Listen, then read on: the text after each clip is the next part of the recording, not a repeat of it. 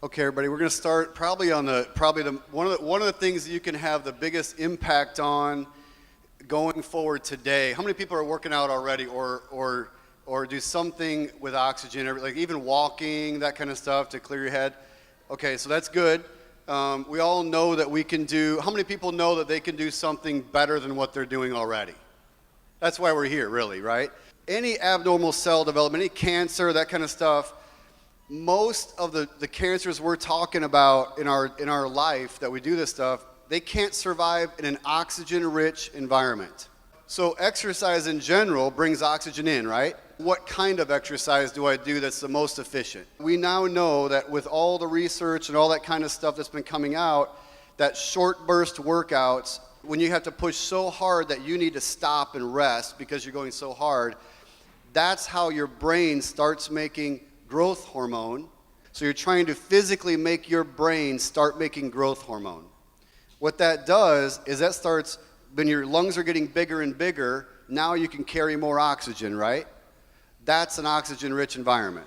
If we know that one of these statistics, basically that cancer only lives when it's denied 60% of its oxygen requirements, it starts acting abnormally. We know when cells divide abnormally, that's the cancer side of it. You can go to the gym and look at these people who are on that treadmill for an hour, but an hour-long treadmill person usually is battling some kind of a joint problem because they're doing repetitive stress on a joint. We happen to be chiropractors. That doesn't make a lot of sense. If you have a bad joint, it's never a good idea to work out on a bad joint. But they're also making their body acidic, because when you break down protein and muscle, your body then starts to become more and more acidic. So in an acidic-rich environment, we have to then take in a bunch of water. If you take in a bunch of water to balance out the acidity, now you become kind of puffy, right? That's systemic inflammation. That's what then helps build cancer. So what we want to do is change that workout to a little short burst workout to where you try to get all that oxygen into your body while you're burning up the muscle. So as we burn up the muscle, then you have to recover for 20 seconds, and then you start doing it again for 20 seconds, then you stop and recover for 20 seconds, then you do it again. We're going to go through one of those workouts. We're going to go 20 seconds on, we'll take 20 seconds off. In that 20 seconds, we'll go over the next one, okay? Tell us when to go, Tara. Go! If you're new, you're doing what I'm doing. Arms high, knees high. How much time? How much time? When? Okay, stop. Push it twice. So now we're recovering. We're doing some jumping jacks on Dr. Allen. He's going to be jumping for his jumping jacks. We're doing this. Okay? Now, should be breathing a little heavy by now. We're going to go, if you did this like crazy, we'd keep going through sets. So we're going to show you what to do. Ready? And go.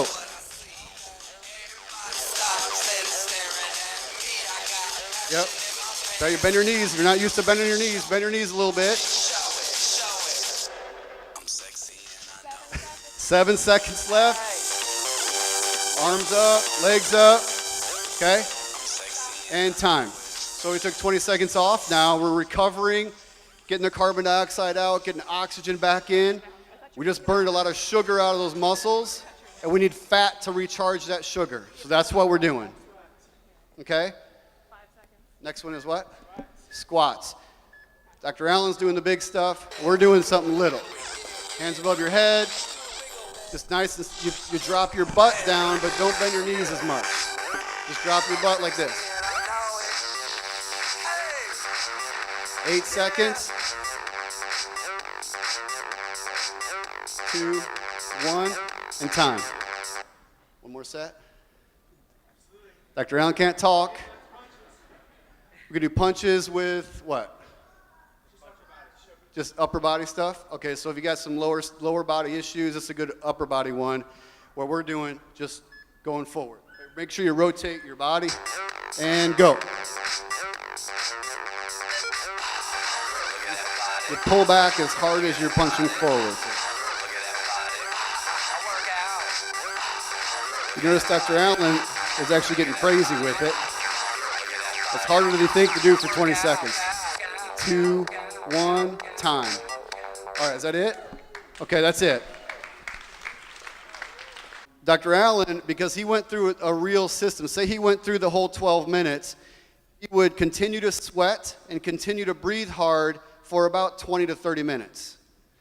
So there's no way out of that for him because his growth hormone got surged. He's still trying to get carbon dioxide out, and his fat in his body is recharging the muscle. How many people have heard about going to fat burning zone when you work out? That's a misnomer because now there's a problem with that. If you're going to train in fat burning zone, what happens the first thing you do when you drink, when you eat something afterwards? What do you recharge? Fat. So if you burn fat when you work out, the first thing you're going to do when you come back is, or when you actually eat something, is store fat.